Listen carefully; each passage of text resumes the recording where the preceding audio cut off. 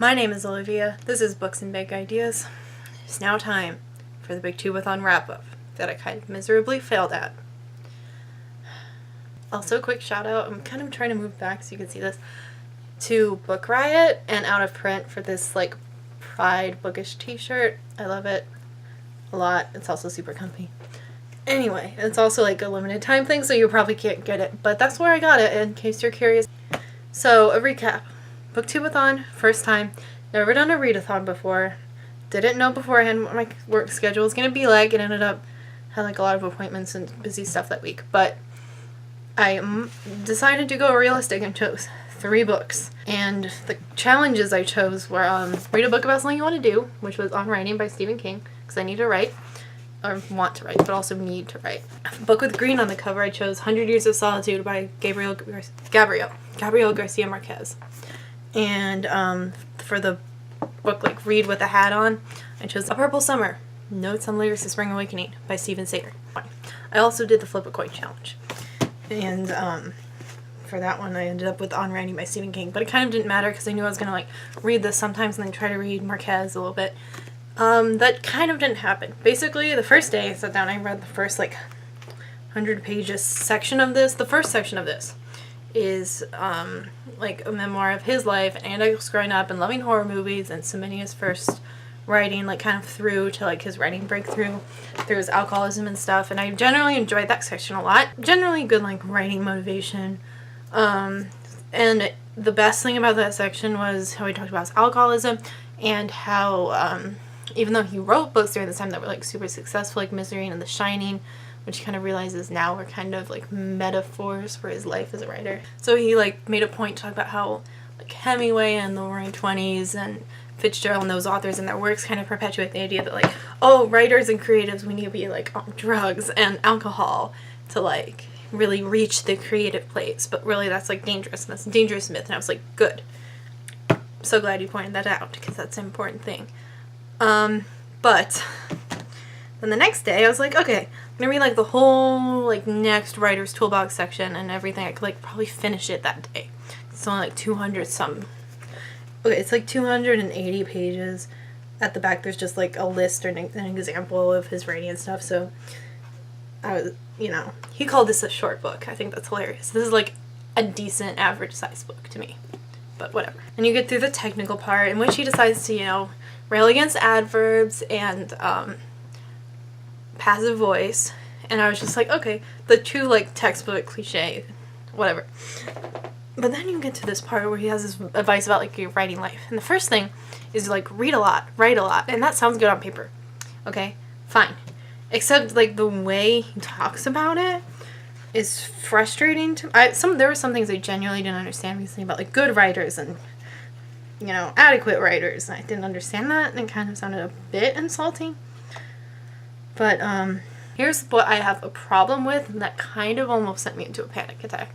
Well, first he gives this whole like thing about his youngest son, how he like super wanted to play the saxophone, so he got him a saxophone, and then he kind of stopped practicing and only did it when he was supposed to practice. And I'm like, oh, he must not like really have talent for the saxophone because he's not like wanting to on his own, which like fine, don't make your kid do things, but like, and then he talks about talent renders the whole idea of rehearsal meaningless. When you find something at which you are talented, you do it, whatever it is, until your fingers bleed and your eyes are ready to fall out of your head.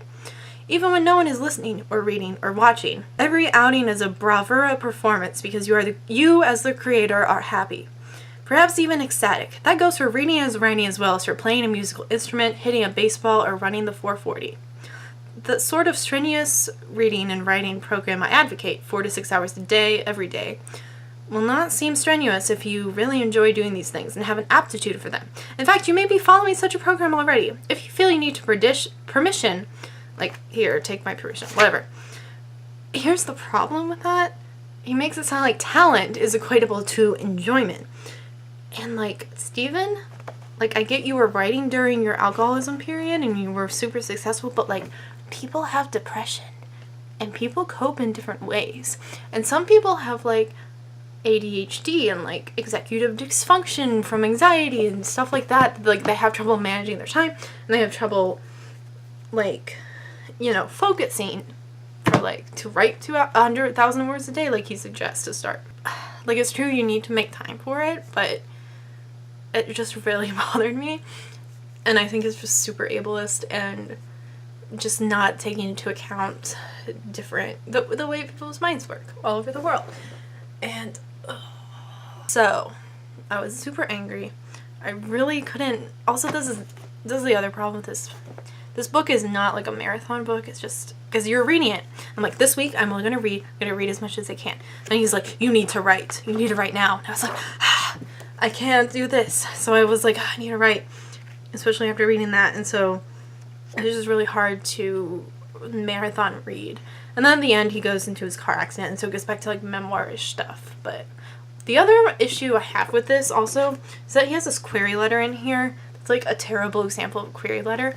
Like, it just references, mostly it's the author's like previously, like his hypothetical author, like, here's my 7 stories I published and like what I was paid for them, and like little anecdote about me and my wife and how I won this prize, and yeah, like charming, friendly tone. And he like briefly mentioned this novel, which he's not even done with. Like, most agents, once you have your manuscript completed, they want your query letter to be like about the manuscript and like your synopsis and your pitch for it and everything. Like, I'm by no means an expert, but like I know that.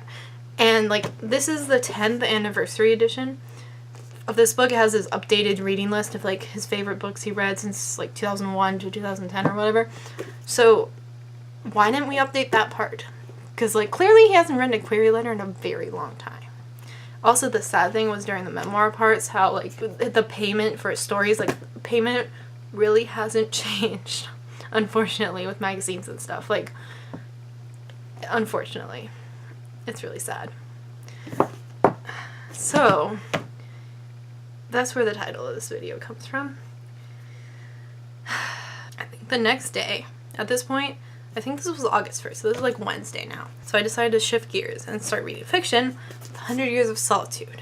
And as you can probably tell, I'm still reading this. I'm only like a quarter of the way through, although I took the last couple of days off. But I was like, I realized at one point that if I read 100 pages a day, I would finish on Sunday. And then I kind of, like, I just didn't want to rush it, guys. This book is beautifully written, and it's just this wild story, and I was following it. Like, I don't want to rush it that I lose something important and have trouble following it, because I'm amazed that I'm keeping up myself, because I have an issue with reading, like, books that I feel like I need to, like, classics and stuff, where, especially, I'm like, oh, I just want to get this done. I'll just, like, this happened to me with Persuasion, like, a month ago. I was like, I need to finish this book, and I just was having so much trouble keeping up with it. But this one has a ton of characters, and something about the writing style just clicks with me. But the thing about it is that even though this is 400 pages, which is, like, not super big, like, I can see reading it in a week, but, like, there's hardly any dialogue. Like, it's mostly just big, blocky paragraphs, so it's a lot. It's really dense. And, yeah, I'll definitely talk about this later. There's no way I can even begin to talk about just the things that have happened are pretty crazy and just wild. But at first I was kind of like, it's kind of weird that these, like, weird child marriages and, like, incest and stuff is normalized, but at the same time it's like, this family has a curse, and I'm really interested in it, and I'm just excited to continue reading. So on Sunday, basically, I finally finished.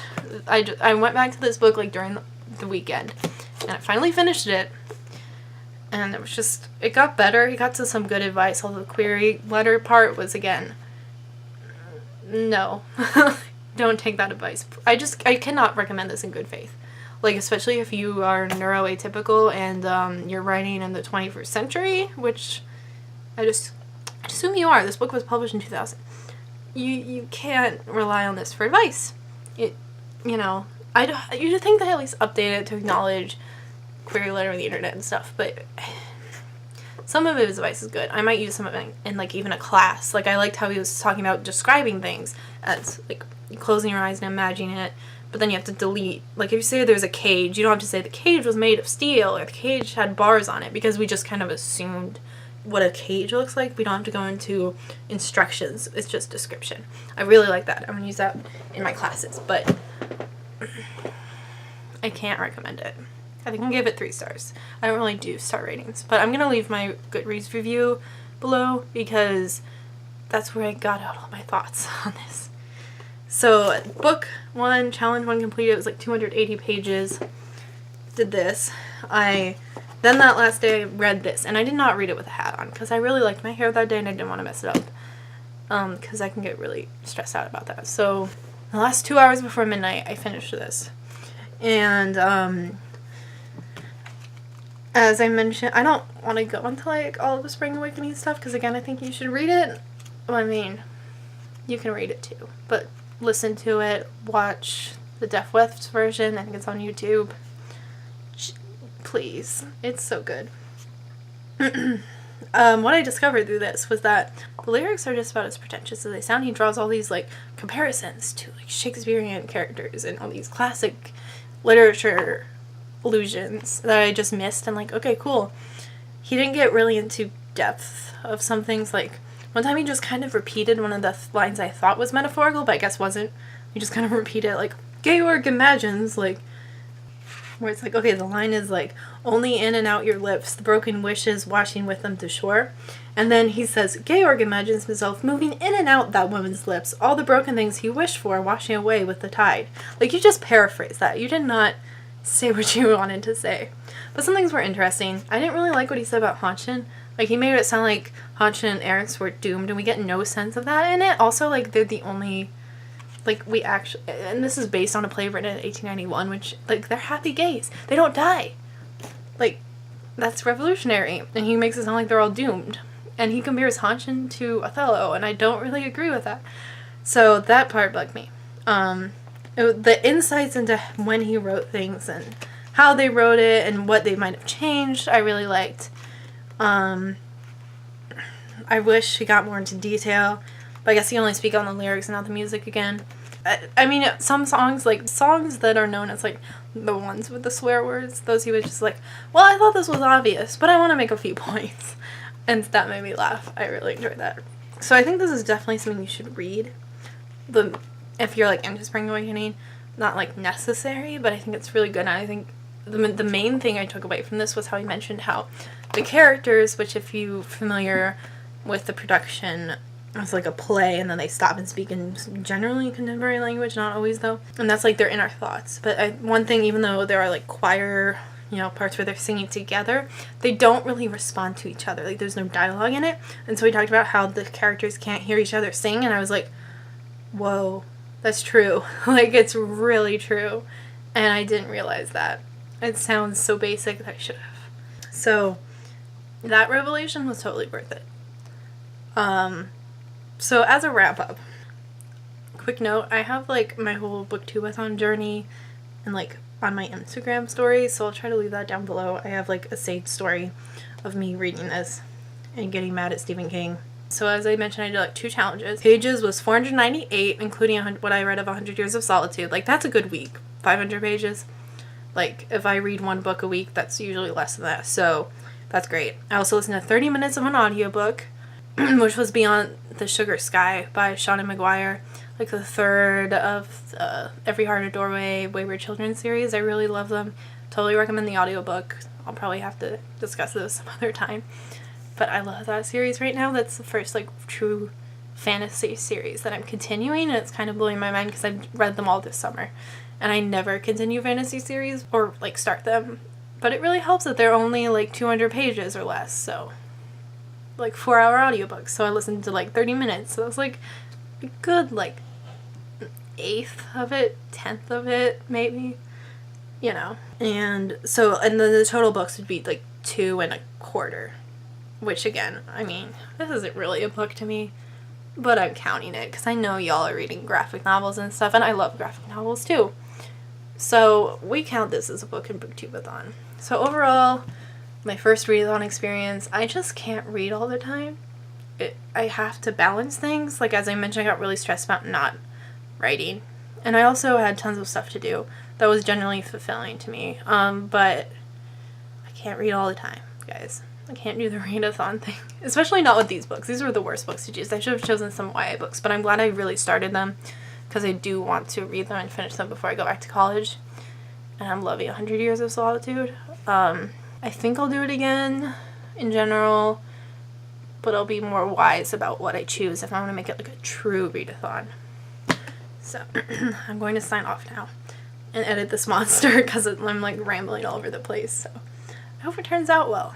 Next time I record, I'm going to hopefully be in college. It'll hopefully be brighter. The sun just went down, so I think I'm still better quality here than last video, but still not the best. And you know, I'm excited to like properly start getting into discussing school stuff and academics and teaching stuff, and I'm just excited. Yeah, so bye.